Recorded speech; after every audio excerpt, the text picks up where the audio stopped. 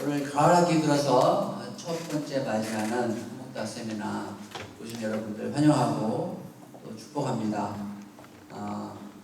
바쁘실 텐데 좋은 가을날 앉아 주셔놓고 우리 다음 세대를 함께 양육하고 고민하면서 또 기도하면서 나아가는 학부모님들 계셔서 저에게 큰 힘이 되고 또 오늘 귀한 시간 내주셔서 너무 감사합니다. 우리가 오늘 중요한 세미나를 함께 나눌 텐데 오늘 이 시간이 우리 자녀들을 위해서 어떻게 미디어 관련해서 할 것인가 함께 고민하고 기도하는 그런 시간이었으면 좋겠습니다. 오늘 이 시간을 위해서 먼저 우리 기도하고 시작하겠는데요. 우리 최유열 학생, 2학년 최유열 학생 어머니이시고 또 우리 고등부 담임이신 강태선 선생님 나오셔서 우리 기도로 인도해 주시겠습니다.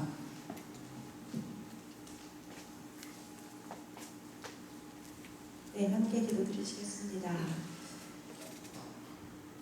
참 좋으신 하나님 아버지, 이렇게 멋진 가을날 주시고 GLCS 가족 모두가 우리를 향한 하나님의 목적을 또 한 번 마음에 새기기 위해 한자리에 모이게 하심을 감사드립니다.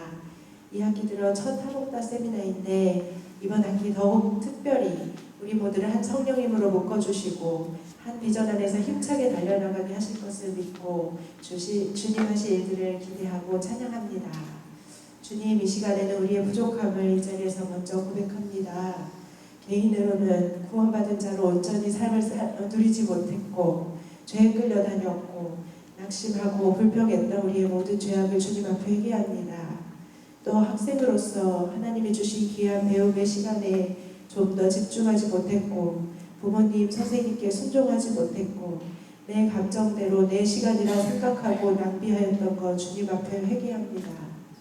또 학부모로서 주님의 귀한 자녀를 바쁘다는 핑계로 말씀으로 양육할 시간을 내지 못했고 자녀들의 머리에 손 올리고 주님의 이름으로 축복하지 못했고 이 말세지만의 말씀의 검으로 함께 싸워나가지 못했음을 이 시간 고백하며 주님 앞에 회개합니다.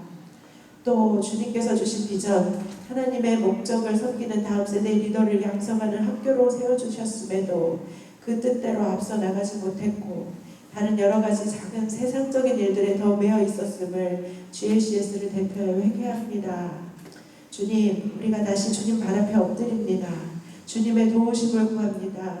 성령 하나님께서 이 시간 우리의 마음을 새롭게 결단하게 하시고 우리가 하나님의 자녀로 군사로서 영적 분별력을 가지고 때를 아끼고 말씀을 기준으로 삼아 믿음으로 한 걸음 한 걸음 나아가는 우리가 되겠습니다. 오늘 특별히 우리를 위해 보내주신 김희경 간사님 감사합니다.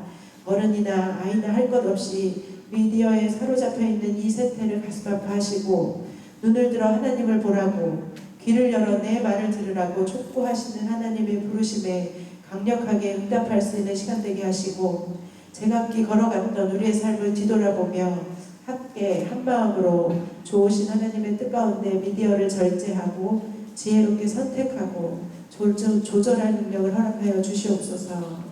주님, 오늘 이 시간 성령 하나님 임재하여 주셔서 우리를 성령으로 충만케 하여 주시고 주님의 말씀에 강력하게 결단하고 순종하는 시간 되게 하여 주시옵소서. 주님을 찬양하고 또 사랑합니다. 모든 우리를 위해서 모든 것을 주신 예수님의 이름으로 기도드립니다. 아멘.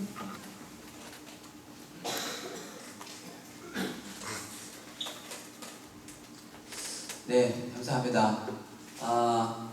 여러분도 보셔서 아시겠지만은 오늘은 미디어 강의, 미디어 이 중독과 미디어의 어떤 피해 사항들을 함께 좀 알아가는 그런 시간으로 저희는 생각을 하고 있습니다. 그래서 이런 세미나를 가졌습니다.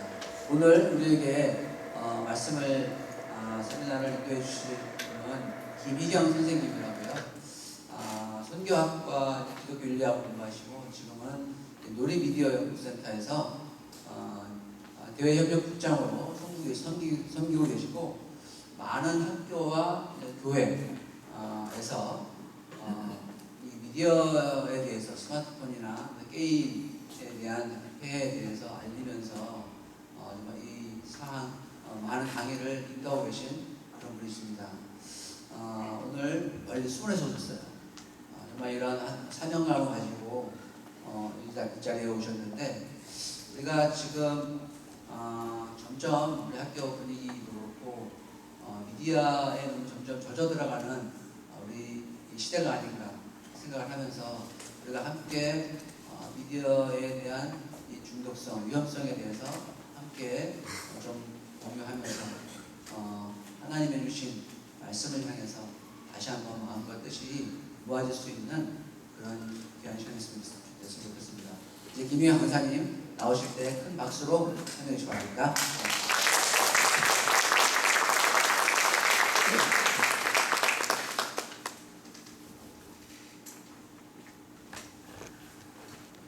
반갑습니다. 네. 중학생도 있으세요? 중학생? 중학생이구나. 네. 반갑습니다. 저기 우리 학생들은 다 스마트폰 갖고 계신가요? 없으신 분 있으세요? 원래 없으세요? 부모님 안 사주셨어요? 훌륭하신 부모님 두셨군요. 네. 저는 오늘 그 미디어 절제력과 소명이라고 주제를 잡았어요. 미디어 절제력과 소명이 상관관계가 있더라고요. 어떻게 상관관계가 있는지. 사실 미디어 자체가 악은 아닙니다. 그렇죠? 그 자체가 나쁜 게 아니고 우리가 갖고 있는 그 좋은 테크놀로지 자체가 그걸 나쁘다고 얘기하기는 어려운 것 같아요. 중요한 거는 시기의 문제, 언제, 어떤 용도로 이것을 접하고 쓰느냐의 문제.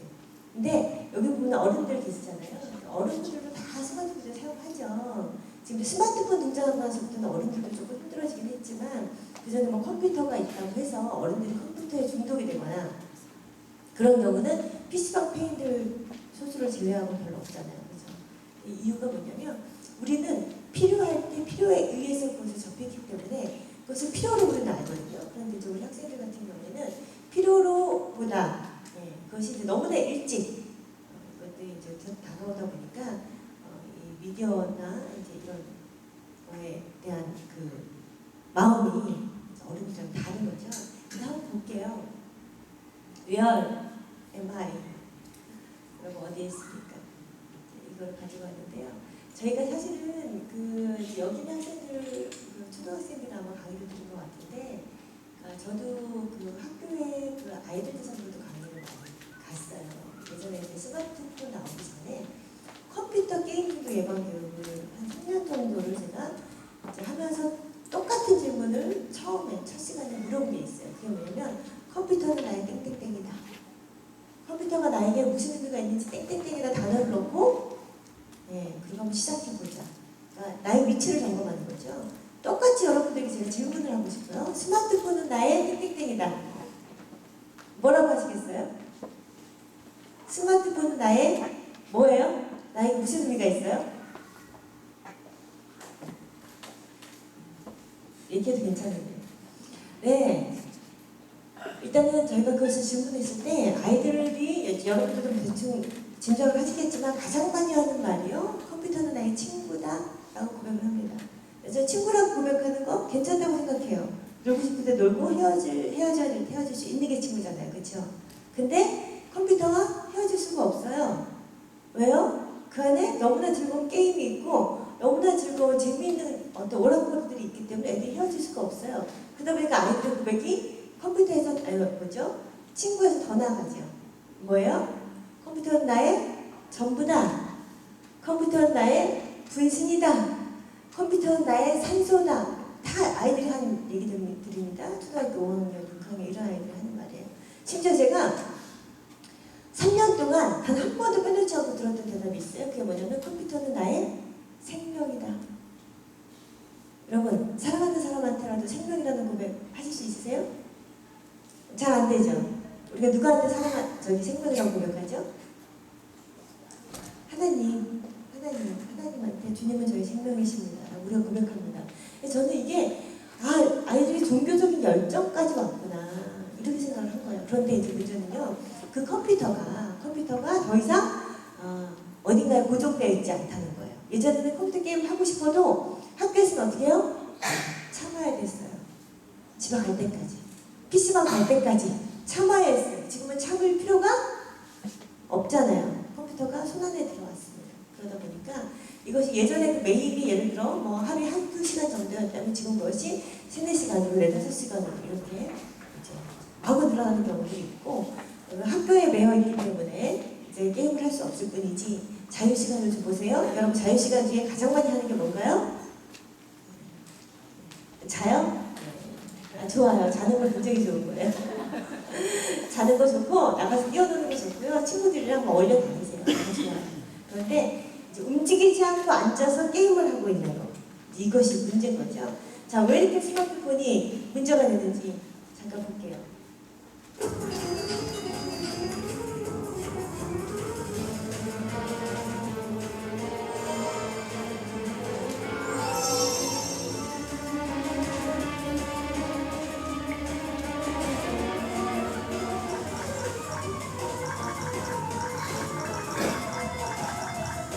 자꾸 하게 되더라고요. 재밌으니까. 반응도 바로바로 오고 뭐 게임도 할 수 있고 거의 하루 종일 붙잡겠다고 봐야죠.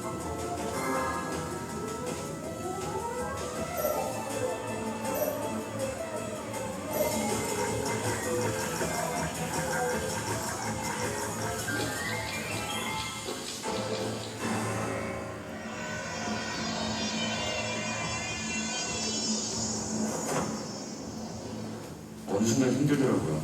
시간도 많이 뺏기고. 그런데도 손은 계속 이걸 하고 있는 거예요. 적당히 해야 되는데.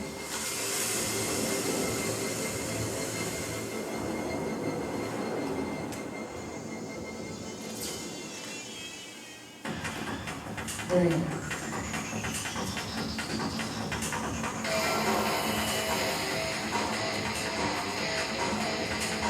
스마트폰의 밑에 이제 빠져버렸습니다.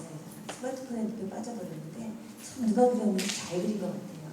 여러분 여기서 아까 이 사람이 뭐라 그래요? 하다 보니까 어느새 너무 힘들더라고요. 적당히 해야 되는데 알긴 알아요. 여러분들도 사실 다 알죠. 근데 나도 적당히 해야 되는지 아는데 엄마가 적당히 하라고 하면 갑자기 어디선가 모르게 약간 반항심이 좀 올라. 그렇지. 그리고 괜히 나도 이제 그만한다 그랬는데 그만하기가 싫어. 그런 일들 있죠. 예, 제가 잘 알아요. 저도 이제 자녀가 있습니다. 우리 딸만 둘이에요. 큰 아이가 대학생이고 작은 아이가 고2예요. 근데 이제 우리 큰 아이가 그 고등학교 때, 사실은 중학교 때, 초등학교 때부터 초등학교 4학년부터 게임을 시작해가지고 한 초등학교 5학년 정도 되니까 게임을 거의 하루에 한 2시간 정도 하더라고요. 그러고 나서 아이가 인성이 바뀌어요. 인성이 바뀝니다. 화를 내지 않던 아이가 화를 내고 짜증을 부리기 시작하고 집에만 오면 컴퓨터부터 키려고 그러고 그런 거죠. 나가 놀지 않고 책을 보지 않고 저희가 책을 하도 많이 읽어가지고 못 사줘가지고 저희가 그 책 빌려보는 거 있잖아요. 한 4-5권씩 달달이 11,000원 내면 와서 바꿔주는데 그거가 한 3일이면 다 읽던 아이가 이제 게임 막 몰두하기 시작하면서 한 초등학교 5학년쯤 되니까 순서도 안 바뀌고 그냥 집에 왔다 그대로 나가더라고요. 책을 읽지 못해요. 중학교 올라갑니다. 성적이 바닥을 치죠. 이제 학교를 쫓아갔죠. 선생님 어떻게 된 거지? 우리 아이가 왜 이러죠? 그랬더니 그걸 왜 저한테 물어보시냐고요. 학원이라도 보내서 성적 좀 잡아주시기 위해서. 아니 선생님께서 그렇게 말씀하시면 어떡해요? 이제 이러고 왔어요. 그리고서 게임과의 전쟁을 3년을 했습니다. 3년. 쫓아다니고 우리 아이 도망가고 그러다가 이제가 고등학교 들어가서야 좀 철이 들어가지고 한 6개월 그런데도 불구하고 이게 끊어지지가 않아요. 근데 나중에는 뭐라 그래요? 고등학교 들어가서 이제 철도 들었고 하나님도 만났어요. 중학교 때 이미. 그래서 안 된다는 걸 알았는데 저한테 고백을 하더라고요. 엄마 이거는 걸려보지 않은 사람은 몰라. 꼭 악마 같아. 우리의 표현 그대로입니다. 그리고 얘는요. 그 무서운 폭력 게임 이런 거 한 것도 아니고 여러분 그 테일즈 러너 아시죠? 완전 초딩 게임이죠. 초딩 게임인데 그 초딩 게임에 빠진 거예요. 그러니까 얘가 중독이라고 생각할 수 있어요? 중독이라고 생각할 수 없어요. 그리고 얘도 중독이라고 생각 안 하고 저도 중독이라고 생각. 테일즈 러너뿐만 아니라 춤추고 뭐 이러는 거 있잖아요. 아주 보기에 그냥 건전해 보이는 그런 게임을 했는데도 불구하고 이제 늘 그걸 하는 거예요. 늘 그걸 하고 그러다가 이 아이가 중독인지 언제 알았냐면 그래서 끊어보자고 했죠. 여러분들 내가 중독인지 아닌지 알려면 방법이 뭔지 아세요? 끊어보는 거예요. 끊어보는 거예요. 한번 나를 점검해보겠다. Where am I? 내가 어디에 서 있는지 한번 보겠다. 그래서 여러분들 집에 가서 한 달 내지는 2달 정도 게임 없이 전혀 게임하지 않고 스마트폰 없이 한번 살아보세요. 미디어 없이 한번 살아보세요. 그런데 내가 아무 문제 없이 조금 불편할 뿐이지 아무 문제 없이 그냥 견딜만 하다? 그러면 중독이 아니에요? 중독 아니에요. 근데 막상 끊으려고 했더니 끊어져요? 안 끊어지는 거예요. 안 끊어지는 거예요. 이 아이가 이제 늘 친구를 데려왔던 아이가 이제 친구 집에 가죠. 친구 집에 간 줄 알았더니 친구 집이 아니라 PC방에 가죠.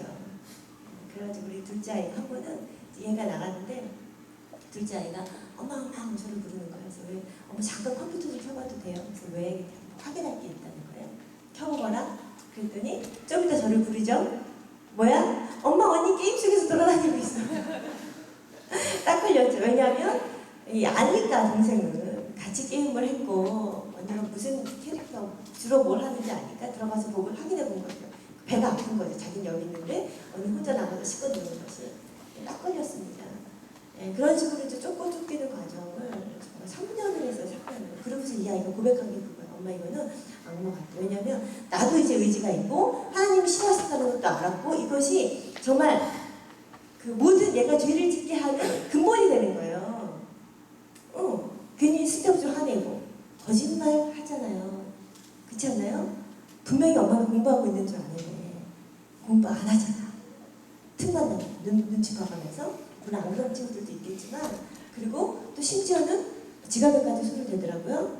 왜요? 캐시 충전해야 되는데 엄마가 알고 알아서 그걸 절제시키니까 이제 지갑에서 아주 지능적으로 빼가지고 돈이 좀 많이 있을 때 살짝 한 장씩 이런 식으로 그러면 눈치 못 채니까 이제 그런 식으로 그것을 제가 발견하지 못했어요. 나중에 하나님을 깊이 만나고서 이것을 고백을 하고 이 아이가 내가 사실 이런 짓을 했다. 하나님께서 나한테 조명해 주신 건 뭐냐면 너는 구원을 받을 만큼 완벽한 아이인데 너한테 딱 하나 흠이 있어. 그거가 너를 모든 그 죄 속으로 집어넣는다는 거. 이 아이가 깨닫게 해주신 거죠. 이제 그게 뭐예요? 바로 게임이라는 거고 그래서 이 아이가 이제 그걸 끊기로 결단하고 나서부터 이 아이 삶이 좀 달라지는 그런 계기들이 좀 있었습니다. 근데 이렇게 빠질 수밖에 없어요, 사실은. 어떤 특별한 계기가 없으면요. 그냥 주고선 알아서 단속해라, 알아서 절제해라? 여기 그 어머니, 아버님들도 계시지만 절제가 되시던가요? 잘 안 돼요. 컴퓨터 때문에 절제가 됐어요. 특별히 이건 받을 것도 없어요. 근데 스마트폰 절제가 안 돼요. 왜냐면 너무 편리하거든요. 이거 하나로 진짜 모든 게 다 돼요. 저도 이것이 있었기 때문에 헤매지 않고 이 학교를 한 번에 딱 중간중간 또 상황 봐가지고 얘가 막 그 다른 경로들도 이렇게 막 그 선택지를 막 주잖아요. 막 한 대 딱 오고 너무 기가 막힙니다. 이게 없었으면 어떻게 살았을까 싶어요. 이렇게 편해요. 그러니까 놓을 수가 없어요. 그리고 예전에 만날 수 없었던 저기 해외에 있는 친구들도 여기서 만날 수가 있네요. 너무 잊어버렸던 예전에 너무너무 좋아하는 친구들 다 만날 수 있는 거예요. 어떻게 이것을 놓습니까? 문명의 이기가 여기에 총집합된 거예요. 그런데 이것을 알아서 절제해라? 어렵다는 거예요. 우리도 어려운데 아이들 더 어려워요. 왜냐면 그 절제력이라는 것이 우리는 이제 어른이 되면서까지 키워졌지만 아이들 같은 게 아직 절제력이 크지 않았어요. 이것이 사실 그 10대를 지나면서 조금씩 키워나가야 되는 부분인데 절제력을 배워야 할 시기에 빠르고 편리하고 재밌는 것이 있다 보니까 절제력을 배울 기회를 사실 놓치죠. 뭔가 궁금한 게 있는데 빠르게 해결이 되잖아요. 친구가 놀고 싶은데 심심하잖아요. 그치? 심심하면 여러분도 심심하면 뭐해? 원래 심심하면 뭘 해야 될지 몰라서 막 빈둥거리기도 하고 너무 따분하고 그러면서 뭐래요? 공리를 하게 되어 있거든요. 공리를 하면서 뭔가를 찾아내고 그래서 그걸 갖고 친구들과 조직하고 놀이를 만들어내고 그러면서 이제 이 아이들이 커가는 건데 이제 그럴 수 있는 기회 자체가 없어요. 너무나 빨리 그냥 손쉽게 이것을 해결해 주기 때문에 그래서 이제 이것이 아이들에게 있어서 문제는 어린들에게 있어서 문제보다 훨씬 심각하고 어려운 일이 되는 거죠. 게임은 나의 모든 것. 이것이 바로 우리 가정의 모습이 돼버렸습니다. 여러분의 가정은 어떤지 모르겠어요? 보세요. 그런데 보니까 말라기서에 가정에 대한 하나님의 하나님의 디자인이 있더라고요. 우리 같이 한 번만 읽어볼까요? 시작. 같이 읽어보실게요. 시작. 여호와께서는 안 보이시나요? 죄송합니다. 네, 같이 읽어볼게요. 시작. 여호와께서는 남편과 아내를 만드시고 둘이 한 몸과 영이 되어 하나님의 것이 되었습니다. 그리고 그들이 하나님께만 성실한 경건한 자녀를 얻기를 원하셨다. 그러므로 마음에 새롭다. 이렇게 말을 하고 있더라고요. 하나님께서 굳이 가정을 두신 이유가 있고요. 목적이 있다는 거죠. 그 목적이 뭐냐면 다음 세대, 경건한 자녀, 하나님께 경건한 자녀 있다가 정의롭고 평화롭게 하나님께서는 다스려가는 길을 원하세요. 그러려면 하나님한테 붙어 있어야 돼요. 하나님께 경건한 자녀들이 되어야 되거든요. 근데 이제 이게 좀 어렵죠. 그것이 어려워요. 내가 왜 이러지? 지금 우리 딸이 이제 고백이었습니다. 이것이 내 뜻대로 내가 원하는 대로 되지 않는 거예요. 내가 결심한 대로 되지 않는 거예요. 그렇게 되는 요소들이 있는 거죠. 한번 다음 그 스마트폰을 걷지 않은 학교의 장면을 잠깐 우리가 같이 보시겠습니다. 서울의 한 초등학교 교실. 학교에 동의를 구해 등교 시간 전에 관찰 카메라를 설치했습니다. 의자에 앉자마자 스마트폰부터 꺼내든 한 아이. 스마트폰과 가장 친한 친구에겐 눈길 한번 주지 않는 아이들. 친구와 모여 앉은 쉬는 시간에도 시선은 역시 스마트폰에 고정되고 수업 종이 울려도 그만두진 않습니다. 점심시간에도 운동장은 텅 비어 있습니다. 친구들과 뛰어놀기보단 4인치 남짓한 화면을 택한 아이들. 교실은 이미 스마트폰 방으로 변했습니다. 가족과의 외식 자리에서도 스마트폰의 구속은 계속됩니다. 한 손에는 젓가락, 한 손에는 스마트폰을 든 여중생. 네 식구 가운데 두세 명이 스마트폰에 집중하다 보니 대화가 이어질 리 만무합니다. 저는 여기서 제일 가슴 아픈 게 텅 빈 운동장이에요. 우리 아이들이 운동장을 비워놓는다는 건 사실 상상할 수가 없거든요. 근데 아이들이 운동장을 비워놔요. 보시면 여기에도 뭐예요? 여기 아이들 보이시죠? 네, 뒤에 문도가 있지만 아이들이 놀지 않아요. 이걸 쳐다보고 4인치 카메라를, 카메라 4인치 뭐죠? 스크린을 더 아이들이 선호한다는 거죠. 그래서 이게 굉장히 이제 문제가 되는데요. 뒷부분에 좀 나오긴 하는데 아이들이 움직이지 않기 때문에 이제 아이들이 그 성장할 수 있는 기회를 사실 이제 놓쳐버리는 거랑 있어요. 그 무슨 성장이냐면 그 아이들의 두뇌 있잖아요. 아이들의 두뇌가 발달하는 데 있어서 그 인프라를 건설하는 거가 있는데 그 인프라를 건설하는 거 그것이 바로 아이들이 움직임과 관계가 있다는 거죠. 근데 아이들이 움직이지 않아요. 비가 오나 눈이 오나 아이들이 나가야 되는데 요즘 아이들이 핑계가 많아요. 추워요, 더워요, 어째요. 그리고 아빠가 심지어 뭐 축구 게임 하는데 축구공을 사줘도 어떻게 해요? 그거를 거실에다 놓고 피파 온라인 축구 게임을 할지언정. 그리고 또 방학 때만 되면 가족들이 여행을 가야 되는데 아이들이 안 따라가려고 해요. 왜요? 게임 회사들에서 온갖 종류의 이벤트들을 해요. 특히 피파에서 굉장히 신나게 많이 하는 것 같아요. 그래서 그것 때문에 또 아이들이 가지 못하죠. 그런 일들이 있는 거예요. 자, 그런 일이 있는데 보세요. 아까 한 아이가 그러면 여러분들 제가 한번 물어볼게요. 왜 그럼 이렇게 게임을 하세요? 왜 이렇게 게임을 하세요? 여러분들 그렇게 많이 하지 않으니까 잘 모르겠지만 네, 그래도 하시는 친구들 왜 많이 하죠? 물어보면 친구들이 가장 많이 하는 대답 딱 두 가지 나옵니다. 뭐예요? 재미있어서 하죠. 스트레스 해소하려고 하죠. 그런데 여러분 아까 우리가 화면 속에서 봤는데 한 아이가 학교 오자마자 뭘 해요? 스마트폰 게임을 해요. 근데 그 아이의 입에서 뭐가 나와요? 욕설이 나가요. 욕설이. 여러분들 재밌는 거 할 때 입에서 욕설 나가는가요? 원래 재밌는 거 할 때 뭐가 나가죠? 웃음, 좋은 말, 엔돌핀이 돌면서 어때요? 주변이 다 밝아지잖아요. 그래야 되는데 이것이 욕설이 나가요. 어떻게 된 거죠? 그래서 사실 이 문제를 제가 오늘 갖고 오진 않았지만 위기탈출 넘버원에서 나왔습니다. 위기탈출 넘버원에서. 보신 분 위기 탈출 넘버 혹시 집에 가셔서 한번 찾아보세요. 다시 보기 위해서 게임 중독 이렇게 쳐보시면 게임을 할 때 위기 탈출 넘버원에서 원래 목적하는 게 뭐예요? 조심해라. 잘못하면 죽는다. 그렇잖아요? 아이들, 초등학생 아이들 2명을 데려다가 실험을 했습니다. 머리에 이렇게 모자 같은 걸 씌워놓고 이제 전자파를 본 거죠. 그러고서 5분 동안 아무것도 안 하게 했어요. 그랬더니 아이들의 뇌가 잔잔하면서 아주 평화로운 상태를 유지해요. 그리고 색깔도 초록색으로 이렇게 나와요. 그리고 나서 5분에 너희들이 좋아하는 게임 접속해 하거나 그랬더니 순식간에 좋아하는 게임들을 들어가요. 여자아이가 뭐 서든어택 같은 게임 하더라고요. 그래서 게임 속으로 들어가요. 그리고 나서 이제 문제는 뭐냐면 아이들의 뇌가 갑자기 불안정하게 바뀌면서 엄청나게 심하게 이어서 흔들리더니 나중에 빨갛게 하이베타파, 스트레스파로 뒤덮이죠. 그러니까 옆에서 의사 선생님이 뭐라 그러시냐면 이 상태가 되면 자기 혼자 자기 스스로를 통제할 수 없는 상황이 된다. 그렇게 폭력에 등감할 수밖에 없는 상황이 된다. 이렇게 얘기를 하고 있어요. 그러니까 아이들은 재미있다고 생각하는데 그것이 사실 재밌는 거예요. 사실 재밌는 게 아니에요. 저는 이건 속고 있다고 생각해요.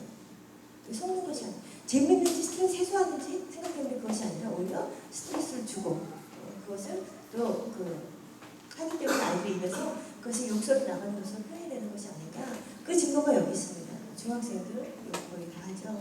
초등학생은 어떨까요? 초등학생도 거의 다 합니다. 여기 아이들은 그래도 괜찮을 거라고 저는 믿지만 아이들 초등학생과 중학생의 차이가 뭔지 아세요? 초등학생들은 말을 이렇게 말끝마다 욕설이 이렇게 탁탁 튀어나간다면 중학생들은 욕에서 시작해서 욕에서 말이 끝나더라고요. 욕에서 시작해서 욕을 하고 사실 이게 이제 저에게서 굉장히 큰 에피소드가 좀 있었습니다. 우리 그 둘째 아이 같은 경우에는 이제 언니의 사례를 봤기 때문에 제가 조금 게임을 많이 단속을 했어요. 그리고 학교에서 이제 공부도 나름대로 잘하고 모범생이라고 알고 있었어요.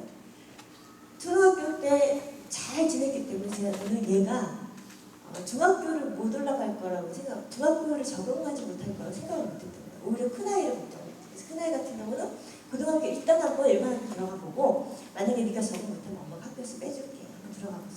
이렇게 해서 큰아이는 고등학교 일반 학교를 갔고 둘째 아이는 뭐 이제 잘 살았죠. 그런데 이 둘째 아이가 학교에 지각을 하기 시작하고 얼굴색이 변하기 시작하고 웃음이 사라지고 학교 가기 싫어하는 거예요. 그래서 제가 너무 걱정이 되잖아요. 그래서 이게 도대체 무슨 일이 있나? 너 무슨 일 있어? 괜찮대요. 그랬더니 어느 날 애가 아주 심각한 표정으로 저한테 왔습니다. 그랬더니 둘째 아이가 엄마 나 부탁 있는데 꼭 좀 들어줄 수 있으세요? 뭔 얘기인가? 나 전학 가고 싶어. 학교 좀 옮겨줘. 아이가 그렇게 얘기할 때 사실 부모님들 굉장히 놀랍니다. 혹시 무슨 일 있어? 학교에서 누가 너 괴롭혀? 그게 아니라요. 애들이 욕을 너무 많이 한다는 거예요. 물론 초등학교 때도 욕을 많이 했어요. 초등학교 때 그 왜 써니라는 영화 있죠, 여러분. 한동안 써니가 나왔을 때 그 써니를 큰 애가 이제 보고 와서 얘기를 하니까 작은 애가 이제 그걸 보고 싶었던 거예요. 그런데 이제 저한테 계속 쫄르길래 제가 되게 작은 애의 그 원칙이 있어요. 그게 뭐냐면 자기 연령 등급에 맞지 않은 영화나 드라마 이런 거 보지 않거든요, 이 아이가. 굉장히 고민생이에요. 그런데 써니를 보겠다는 거예요. 그래서 제가 기가 막혀서 야 써니가 몇 세인데 15세요. 근데 왜 써니를 보겠다는 거야? 그랬더니 이 아이가 엄마가 뭘 몰라서 하는 말이야. 왜? 엄마 써니가 왜 15세인지 알아? 글쎄 써니에 욕이 굉장히 많이 나오거든. 가끔씩 폭력적인 장면도 나오는데 그렇게 치면 나는 늘 15세 환경에서 살고 있어. 라고 이 아이가 초등학교 6학년 때 이 아이가 그렇게 얘기를 했더라는 거예요. 그래서 정말 니네 반 애들 그렇게 욕을 많이 해? 다 한다는 거예요. 이제 이름을 불러봤죠. 누구는? 걔 진짜 많이 욕하지. 너는 전화 안 하죠. 진짜 하는지 모르겠지만 이렇게 얘기했던 아이예요. 그런데 중학교에 올라가서 적응을 못하는지 적응을 못해 이유가 다른 것이 아니라 욕 때문이라는 거예요. 욕 때문에. 그래서 제가 너무 놀라가지고 깜짝이야. 욕을 6학년 때도 많이 했다며. 시험생교 욕 때문에 학교를 못 가겠다는 거예요. 그랬더니 이 아이가 하는 말이 엄마 그게 아니야. 아이들 욕하는 게 수위가 달라. 수위가 다르답니다. 욕에서 욕을 끝날 뿐만 아니라 남자애들 성적인 욕 같은 것도 하고 근데 한 반에 몇 명 앉아 있어요. 특히 한 30명 앉아 있잖아요. 다 들리는 거죠. 자기한테 직접 하지 않더라도 너무 불쾌하고 그것 때문에 자기가 이렇게 굉장히 고통을 받고 있는 거예요, 이 아이가. 성적 수치심 같은 것도 느끼고 이제 괴로운 거에서 엄마 내가 그 반에 앉아 있기가 싫어 이렇게 얘기를 하더라고요. 그래서 그때 이제 굉장히 고심을 하고 이제 기도를 하다가 그렇게 얘기를 했죠. 하나님께서 지혜를 주시더라고요. 그러면 만약에 네가 전학을 갔는데 거기에 또 그런 일이 있으면 어떡하지? 우리 아이가 언제까지나 도망 다닐 수는 없잖아요. 그래서 아이한테 얘기했죠. 엄마 생각에 이걸 극복해야 되는 게 맞는 것 같다. 그래서 일단 한번 네가 조금 노력을 해봐라. 어떻게 노력을 해? 욕하는 애들한테 욕하지 말라고 얘기해. 나 그거 듣기 싫다고 얘기해. 기가 막히죠. 어떻게 그런 말을 할 수가 있습니까, 엄마가. 근데 우리 애가 진짜 기가 막히게 하더라고요. 엄마, 요즘 애들이 얼마나 무서운지 엄마 몰라서 그래. 그거 진짜 왕따당하는 걸 보고 싶어? 이렇게 얘기를 하는 거예요. 근데 저는 이제 그런 생각이 있었습니다. 뭐냐면 우리가 성폭력 예방교육 할 때도 보면 싫다고 얘기하는 거, 그리고 너의 행동이 좀 잘못됐다고 얘기하는 거, 너의 행동으로 인해서 누군가가 고통받고 있다는 것을 알면 그것만 해도 한 번쯤 다시 생각하게 하거든요. 그래서 이제 그것을 노린 거예요. 그래서 우리 아이가 진짜로 학교에서 그 얘기를 했나 보더라고요. 그랬더니 일주일 후에 저한테 왔어요. 그랬더니 막 성질을 내면서 오는 거예요. 성질 잘 안 내는데 엄마 그래서 왜? 엄마 혹시 은따가 뭔지 알아? 은근히 엄마 때문에 나 그거 됐거든. 엄마 때문에 은따 됐거든. 이제 그 얘기를 하더라고요. 그래서 좀 걱정은 됐지만 좀 지혜롭게 하거라. 지혜롭게. 그렇게 얘기를 했습니다. 제가 이제 이 사례를 요새 잘 얘기 안 하는데 얘기하는 이유가 있어요. 그러니까 제가 이 사건을 통해서 우리 아이가 정말 굉장히 성장하는 걸 제가 봤거든요. 그래서 말씀드릴게요. 그랬더니 이제 우리 아이가 그 다음에 좀 노력을 했는지 어떤지 모르겠어요. 나중에 선생님을 만나는 선생님이 저한테 그러시더라고요. 아니 애를 엄격하게 키우는 것도 좋은데 우리 선생님이 저한테 하시는 거죠. 좀 스마트폰도 좀 사주시고 애가 그렇게 공부도 잘하고 하는데 좀 단속 그냥 그렇게 하시면 안 되냐고. 왜 이렇게까지 하시냐고. 소풍을 가는데 얘 옆에 아무도 안 앉아 혼자서 차에서 앉아서 갔다 왔다는 거예요. 근데 그거는 저한테는 얘기 안 하더라고요. 제가 너무 속상해할까 봐. 근데 그런 얘기 선생님이 하시는 거 저는 들었습니다. 그래서 너무 속이 상하고 되게 가슴이 아팠는데 이제 이 아이가 친구가 없는 거예요. 그래서 친구들의 기도를 많이 했습니다. 그때 이제 저는 아이를 위로를 했죠. 뭐라고 위로를 합니까? 너 잘하고 있어. 왜요? 그 같이 또 욕하라고 할 수는 없잖아요. 침묵하라고 할 수는 없잖아요. 너 지금 잘하고 있는 거고 분명히 니네 반에 너처럼 욕 때문에 스트레스 받는 애가 있을 거야. 그런 아이들이 네 옆에 붙게 돼 있어. 그러니까 대신 아이들한테 잘해주고 좀 지혜롭게 좀 하거라 이렇게 말을 했습니다. 근데 어떻게 됐을까요? 이제 뭐 학기 말이 됐는데 애가 뭐 전학 얘기를 더 이상 하지 않는 거예요. 그래서 하루에 제가 불렀어요. 아 맞다 은따 어떻게 됐어? 전화 시켜줘? 그랬더니 우리 아이가 엄마 전화 시켜주면 지금이라도 감사하지요. 어떻게 됐어? 친구가 2명이 생겼어. 얼마나 감사하든지. 정말로 욕 안 하는 친구 2명이 생겼어. 그랬어요. 그런데 이걸로 끝이 아니에요. 문제는 학기 말이었잖아요. 학년은 올라가야 되잖아요. 여러분들 그거 아세요? 사실 아이들이 성적 때문에 스트레스 많이 받잖아요. 우리 그렇게 알고 있잖아요. 성적보다 더한 게 있어요. 그게 뭐냐면 친구. 학교에 들어가면 첫 학기 시작하면 3, 4, 5 그룹들이 나눠지고 이렇게 아이들이 이렇게 뭉치잖아요. 그런데 내가 어느 그룹이라도 끼지 못하면 난 혹시 은따 내지 왕따가 되지 않을까. 그런 두려움이 아이들 굉장히 큽니다. 그래서 내가 원하든 원하지 않든 다른 아이들이 뭐 하는지 보게 되고 그것을 따라하게 되고 또 같이 어울리게 되고 그런 모습들이 좀 있어요. 우리 아이가 이제 그 상황에 직면한 거죠. 방학 내내 너무너무 스트레스를 받으면서 기도를 하는 거. 엄마 어떡하지? 이 친구도 찢어지면 어떡하지? 하나님 제발 같이 올라갈 수 있게 해주세요. 어떻게 됐을까요? 찢어집니다 다. 저는 이거를 보면서 뭘 느꼈냐면 하나님이 자녀를 키우는 방식이요. 우리와는 좀 다르다는 걸 저는 깨달은 거예요. 우리 애들이 저의 자녀만은 아니잖아요. 그렇죠? 저의 자녀 이전에 하나님의 자녀, 하나님의 자녀를 키우시는 방식이 굉장히 달라요. 다른 점이 어떻게 했을까요? 우리 아이가 나름대로 방법들을 터득해 갑니다. 그러더니 이제 친구가 5명이 생겼어요. 5명의 친구가 생겼어요. 그리고 이렇게 보면은 좀 이렇게 학교에서 보면 살짝 이렇게 좀 보인대요. 왕따를 당하는 아이들. 조짐들이 보이는 아이들이 있어요. 그럼 어떻게 해요? 걔랑 같이 화장실 가고, 걔랑 같이 밥 먹고, 그러면서 같이 또 놀고 또 같이 그룹에 들어오고 이런 식으로 하면서 아이가 그 친구들 사귀는 방법들을 배우더라고요. 3학년이 됐습니다.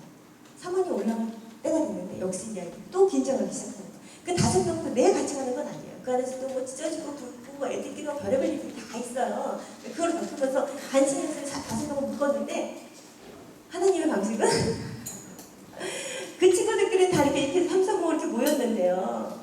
우리 딸만 떡 떨어져서 혼자 다 찢어져 버린 거예요. 또 막 물고 속상해하고 또 3학년 초반을 또 괴롭게 갔습니다. 괴롭게 갔는데 제가 나중에 선생님한테 전화를 받았어요. 뭐라고 그러냐면 반에서 얘를 싫어하는 애가 하나도 없고 다 좋아한다는 거예요. 다 좋아하고 아이들을 잘 도와주고 그런 아이. 모두가 두루두루 친한 아이가 됐다. 그래서 제가 그걸 보면서 이게 좀 시간이 걸리고 당장은 내가 참 괴로웠는데 이게 진짜 하나님께서 아이를 주도해 가시는 방식이 정말 다르고 아이가 스스로 자기 힘을 키워나가는 거죠. 친구들과 관계하는 법을 배우고요. 어릴 때만 그것을 극복하는 법을 배우고요. 그런 것들, 그 힘을 키울 수 있는 그 시간들이 정말 필요한 것이 아닌가. 저는 그런 생각을 하는 거예요. 이건 사실은 똑같이 미디어에서 적용이 됐습니다. 저희 아이들이 스마트폰 있게요, 없게요? 없어요. 큰 아이는 있어요. 대학생이기 때문에. 근데 둘째 아이는 없어요. 큰 아이도 고등학생 때까지 스마트폰이 없었어요. 고기는 언제였냐면요. 중학교 2학년 때가 고기였습니다. 중학교 2학년 때. 간신히 친구들 5명 만들었을 때.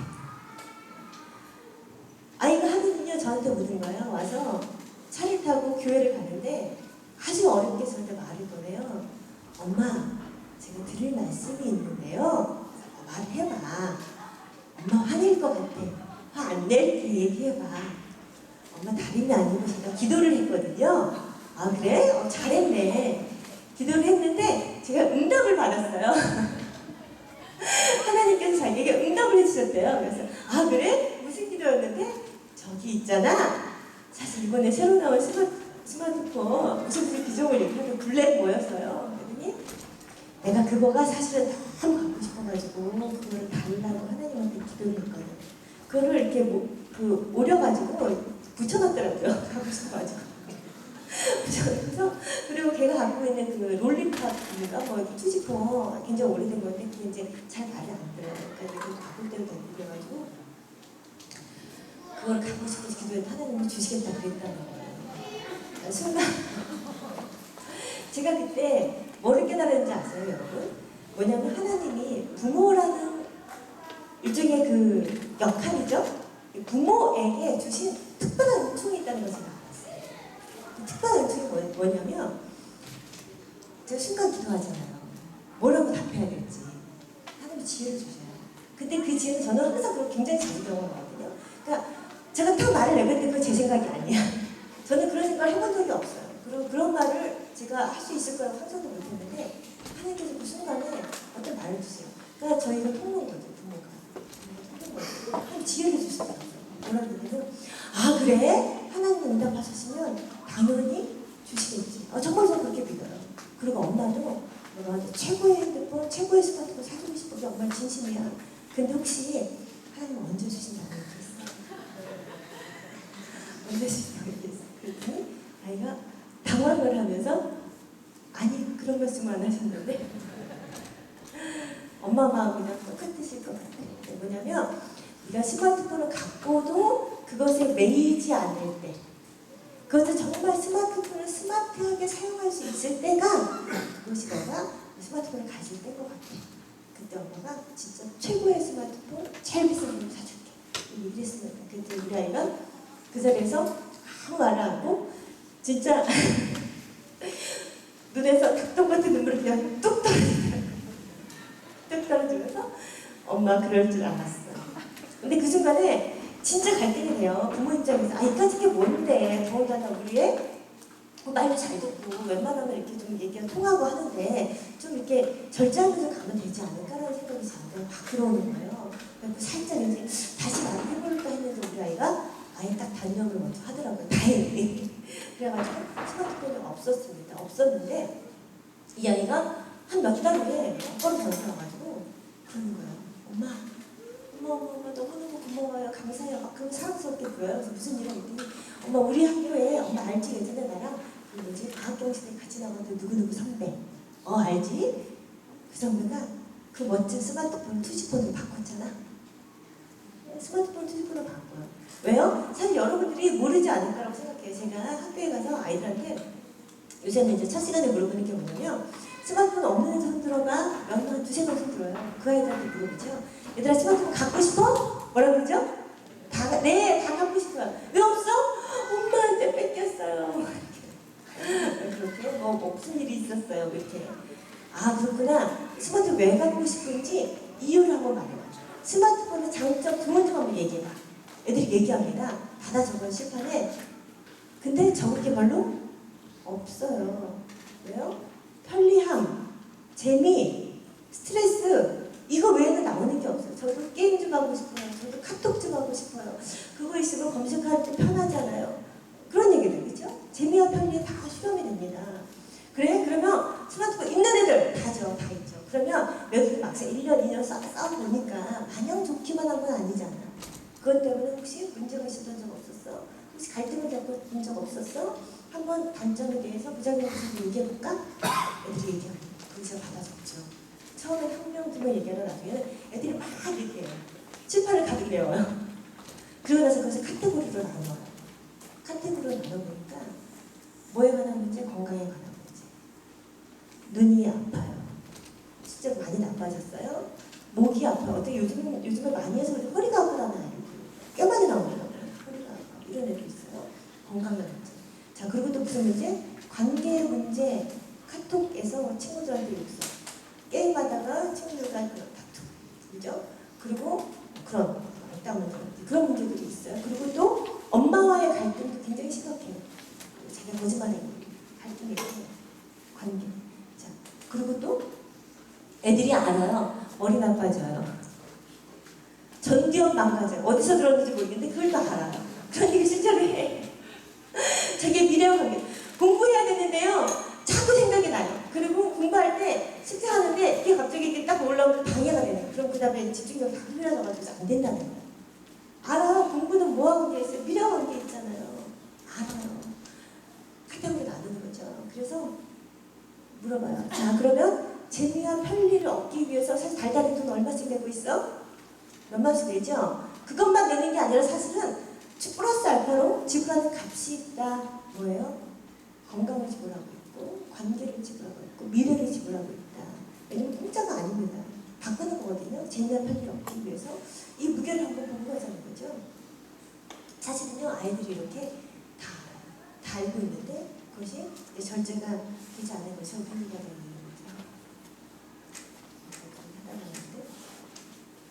우리 아이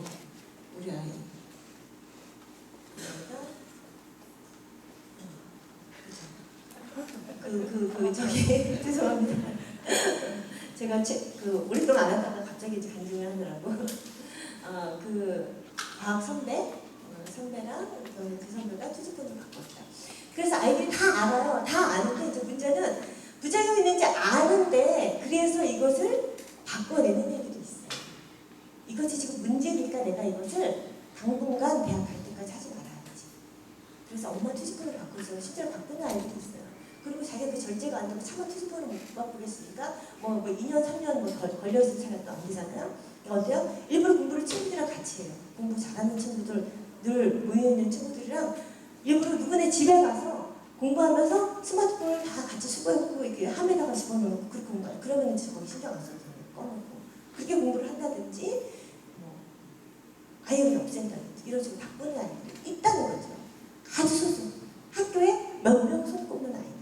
그런 애들이 반에 있잖아요. 그럼 그 아이들은요. 그 반에서 클래스가 다른 거 아세요? 똑같이 스마트폰이 없어도 갖고 싶은데 없는 아이들과 자기가 이것이 안 좋기 때문에 바꿔낼 수 있는 힘이 있는 아이들과는 이게 차원이 달라요. 아이들이 바라보는 눈이 다른 거죠. 스마트폰이 없다고 해서 왕따당한다거나 그것들 무슨 문제가 있다 그런 일이 전혀 없는 거죠. 그런 일들이 있어요. 우리 아이가 그것을 보고 엄마 너무 고마워. 나는 처음부터 투지폰이었잖아. 예전에 친구에서 학교 안 갖고 왔는데 이제 나 갖고 갈 수 있어. 이렇게 얘기를 하더라고요. 그런 일들이 있었습니다. 아이들이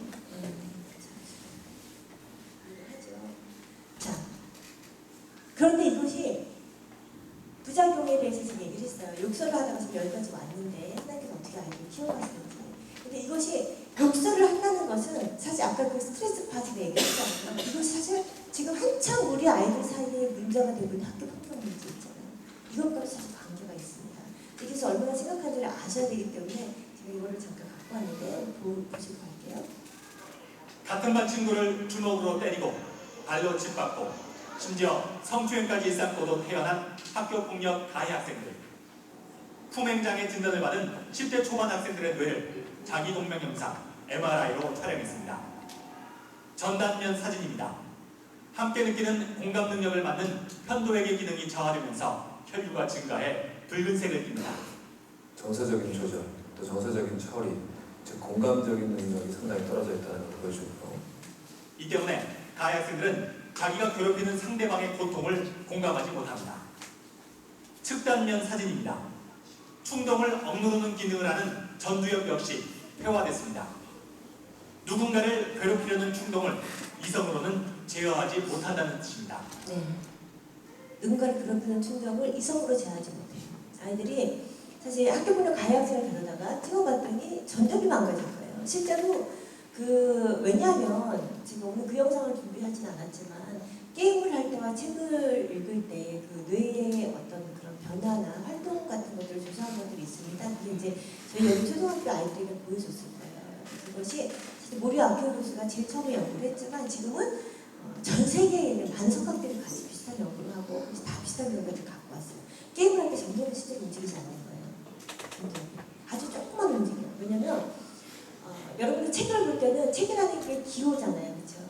그 책을 읽으려면 그 기호를 우리 뇌가 처음에 후두엽이 받아들인 다음에 그것을 해석을 해내야 돼요.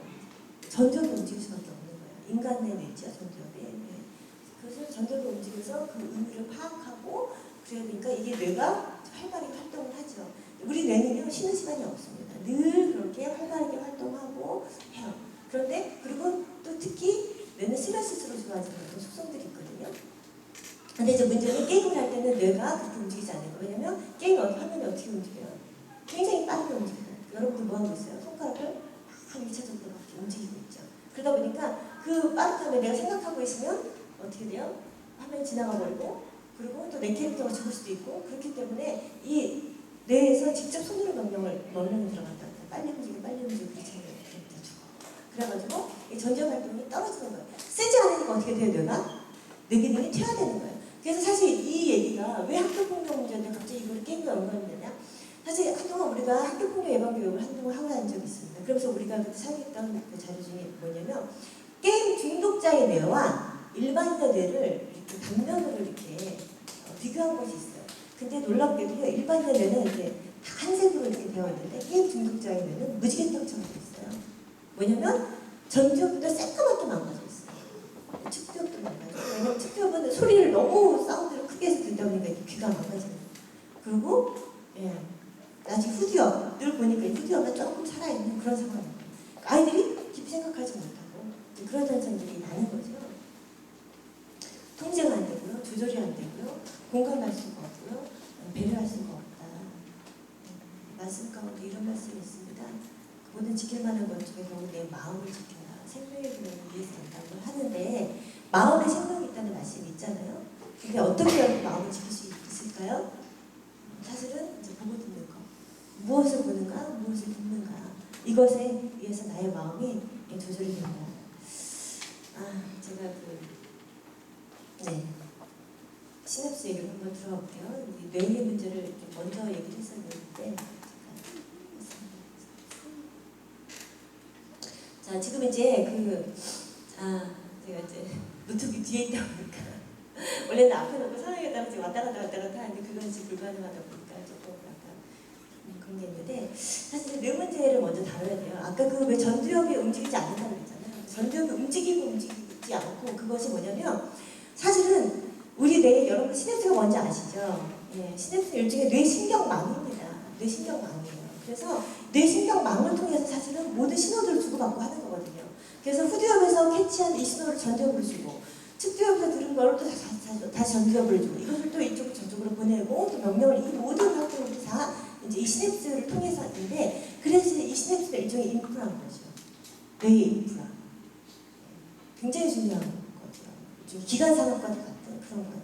근데 이 시냅스라는 것이 우리가 태어나잖아요, 아이들이. 태어날 때는 별로 발달하지 않아요. 태어나자마자부터 시냅스가 기하급수적으로 만들어지기 시작하는 거 아세요? 그래서 이제 만들고요. 불과 2돌 만에 자그마치 1000조 개의 시냅스가 우리 뇌에 만들어진답니다. 물론 이제 학자들에 따라서 개수는 조금 다르게 얘기하지만 어차피 셀 수 없는 숫자예요. 너무나 많은 수의 시냅스가 만들어진다. 그것은 뭐냐면 우리 아이들이 사실 태어났을 때 뭐든지 정말 그 기가 막힌 그 인프라 위에서 뭐든지 건설하는 대로 뭐든지 하는 대로 사실은 좀 뻗어나갈 수 있는 무한한 가능성과 잠재력을 갖고 있다는 거죠. 하나님께서 그렇게 사람을 만드셨다는 거예요. 근데 문제는 시냅스가 10대에 거쳐가면서 무슨 일을 하냐면요.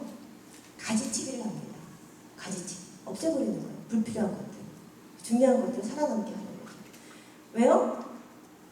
아이들이 태어나면 호기심이 사방으로 뻗치면 이것저것 다 만지고 사고를 치잖아요. 문제를 일으키잖아요. 그러니까 엄마들이 어떻게 해요? 아, 그건 하면 안 돼. 아, 이거는 좋은 거야. 이거는 해. 그러면 학습이 들어가죠. 어떤 부분은 집중해서 하게 되고 어떤 부분은 더 이상 하지 않게 되죠.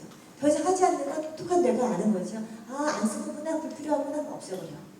아, 이건 집중해서 하는 이건 중요한 건가 보다. 그래서 더 그쪽을 강화시켜요. 어떤 거는 아직 발달하지 않은 시냅스에도 불구하고 이제 그런 것에 한번 접하기 시작하면 그쪽으로 시냅스가 또 생겨요. 없는 시냅스가 생겨요. 막 그러면서 10대에 아주 활발하게 시냅스가 생기고 사라지고 이렇게 막 반복을 하면서 이것이 한 14세까지 가는 거죠. 그리고 한 14세가 되면 이제 딱 일정량의 시냅스가 남아서 그걸로 평생을 살아간다고 합니다. 무서운 얘기죠, 사실. 무서운 얘기죠. 그래서 10대가 중요하다. 그 말을 하는 거예요. 영상 한번 같이 보실게요.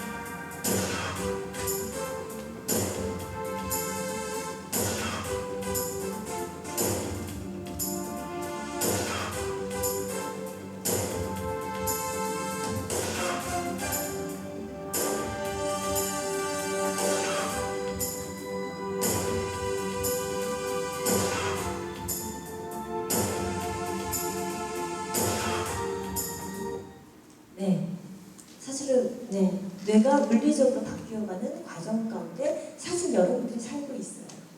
뇌가 물리적으로 바뀌어가는 과정 가운데. 그렇기 때문에 지금 뭘 하느냐가 너무 중요한데 자칫하면요 게임만 하다가 인생 다 갈 수도 있어요. 늘 게임만 하잖아요. 그러면 우리 뇌는요 자기가 하던 거 외에는 하고 싶어 하지 않아요. 하던 걸 계속 하고 싶어요. 그런 속성이 있어요. 뇌 가소성이라고 해가지고.